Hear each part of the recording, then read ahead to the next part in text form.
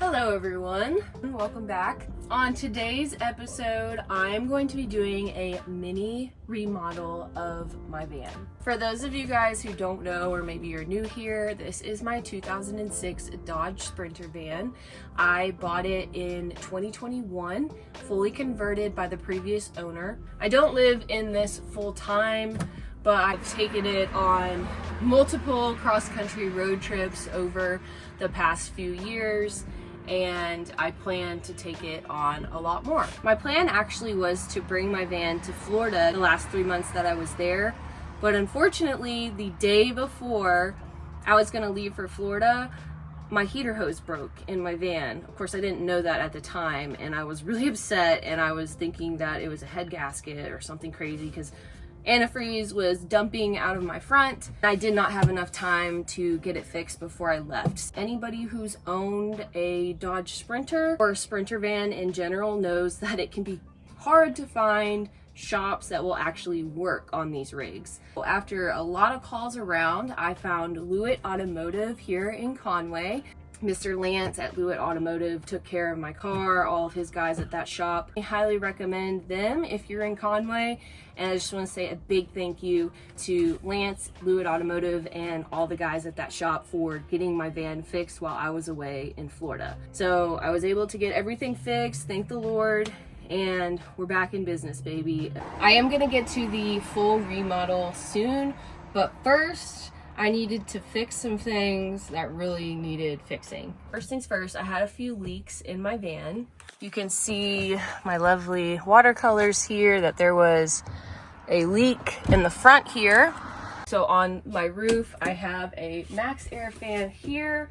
I have 2 solar panels here, and I have like an antenna on the front. Through my research of 06 Dodge Sprinter forums online, a lot of people said that the antenna leaked. I also had a few leaks coming in through this side window and wanted to get that sealed up as well. So yeah, we'll cut to that footage. But first off, I'm going to give it a good cleaning. So I've got my bucket of soap right here. I'm gonna start on the window. I'm gonna scrub that down. And then I'm using this cap sealant right here to reseal all of the screws and around the window as well. And then for the roof, I'm gonna be using this ProTech RV self-sealant stuff to seal up all of where is drilled down, where my solar panels are drilled down. The FM antenna is known to leak on these guys, so I'm going to seal up that as well. Let's go ahead and get this project started.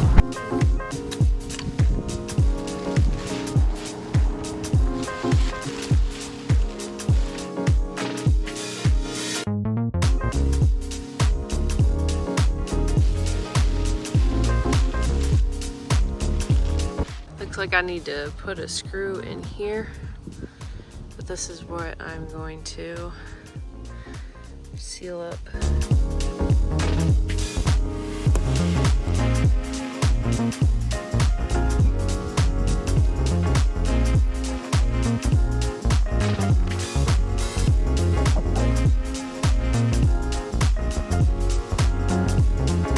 Okay, after I finished sealing up my window, I moved on to the solar panels, which were the real problem in this leak situation. Before I could seal up the solar panels, they desperately needed a good cleaning too, so I scrubbed these for a very long time. Got them all cleaned up and ready to put the sealant on.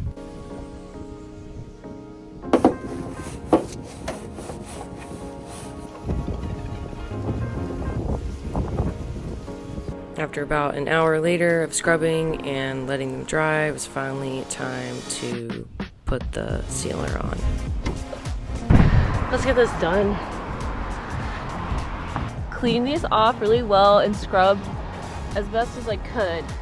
And those are all the brackets that I needed to seal up that I think are the cause of the leak.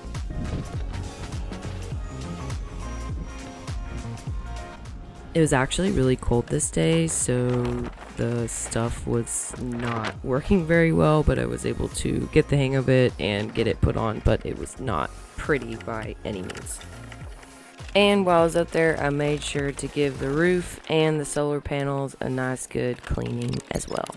Alright, the next thing that I need to do is get my deep cycle battery replaced, because as you can see, there is a lot of corrosion here. So you can see it's corroded and terrible. So this is a lead acid deep cycle battery that came with the van, and I am going to replace it with this Dr. Prepare lithium battery. And the good thing about this battery is that these won't corrode like those. The lithium ion batteries typically have a longer lifespan than the lead acid, and they're also more efficient. So I'm super stoked about this battery upgrade that we're doing today. First, I had to get the old battery all disconnected. There were a ton of power wires connected because my solar/deep cycle battery combo powers all my lights, USBs, refrigerator, faucet, and max air fan.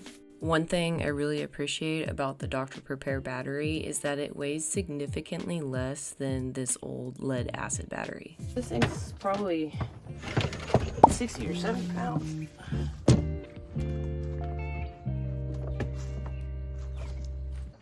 Okay, which way should I put it in? This way?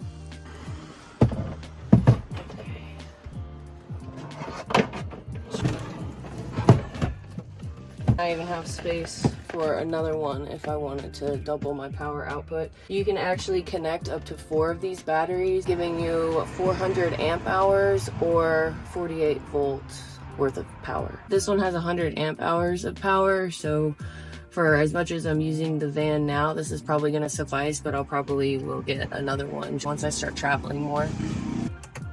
The Dr. Prepare battery comes with high and low temperature protection, improved BMS protection, and a 10-year warranty.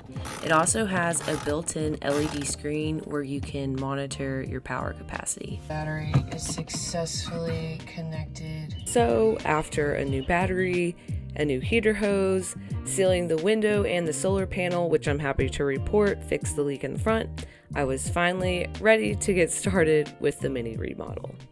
When I bought the van, I didn't really have time or money to remodel it to the perfect layout that I wanted. To be honest, I wasn't really sure what my perfect layout actually was, but the more time that I've spent in the van and the more adventures that I've gone on, I've realized kind of what I want and what would make most functional sense as to how the layout should be. So right here in this area, as the van came, it would either be 2 benches and a table, or this entire back area here could be filled out into a bed.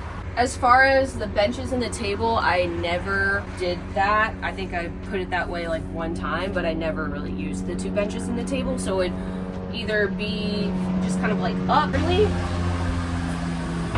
What the heck?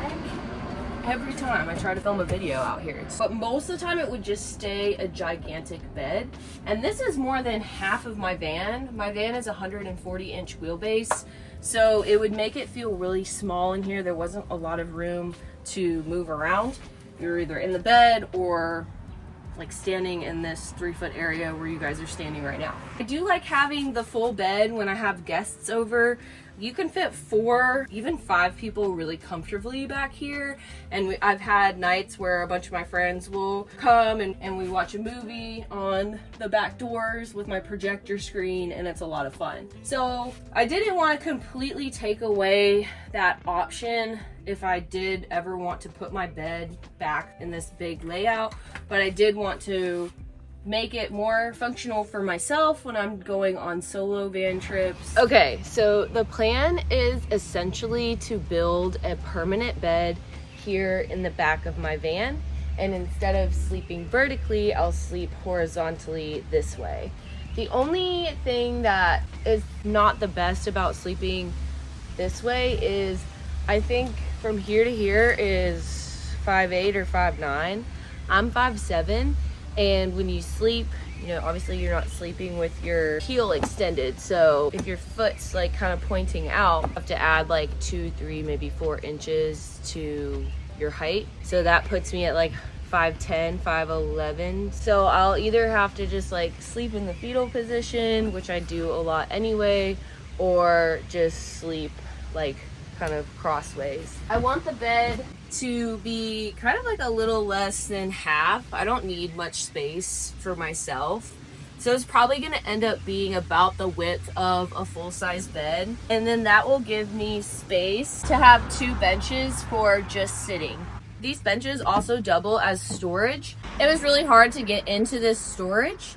So what I wanna do is cut these doors so that I can access at least half of my storage while the bed's still in place, and I don't have to pick up like half the bed and all my stuff to get to my storage. So what I'm gonna need to do is cut out a new piece of plywood that's gonna be the width of my bed, so I can put my mattress here, and then we'll cut the bench doors wherever the bed ends off. The cool thing is I'll still be able to keep my old bed setup, like the piece that came here and the cushions.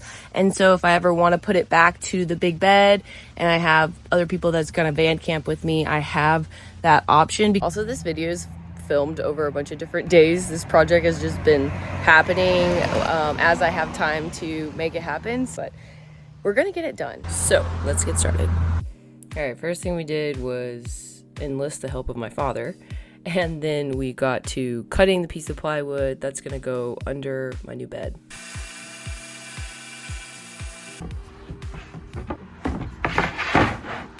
I have the new piece of plywood cut out. Ignore this, this is the old one. This is where my bed will go. And now we're gonna cut these drawers kind of in half to where I can at least access one side when the bed is permanently here.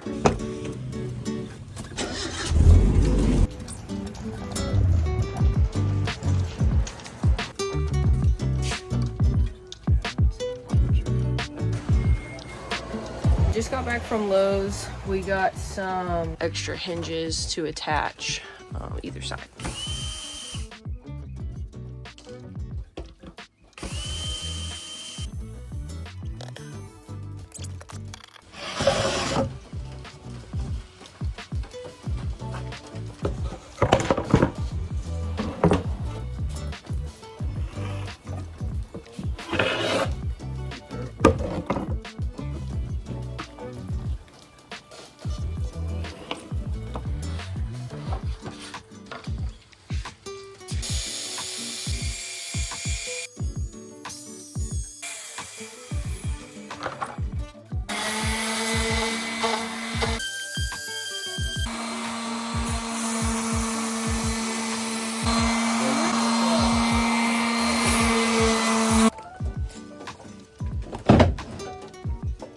He hijacked my project, per usual. It's all right, I'll let him. I'll just sit here and manage.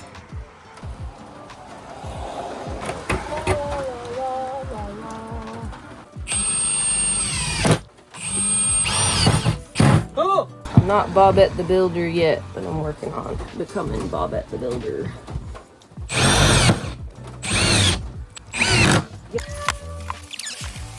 So here is my new bench storage.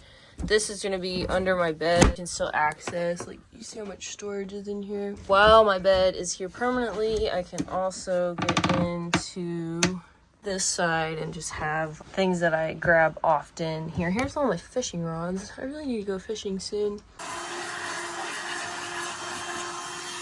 So for my new bed in the van, I have this wonderful piece of foam. Now, I originally bought this for my Land Rover build, which, stay tuned for that. That's still gonna be a whole series of this channel. I'm building out my O2 Land Rover Disco. That project's on pause right now because I'm waiting for my LS conversion kit to not be on back order. Anyway, looked at this piece of foam that's like, that's gonna be really close to the dimensions that I need for my van. Sure enough, it fit. It's a little too long, but it's foam, so I can like press it down. It's just a tight fit. And then the other day, I ordered this foam cover to go over it.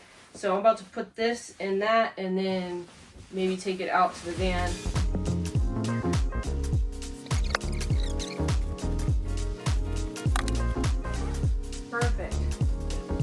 Perfect. Hey, check that out. Oh, that's so nice.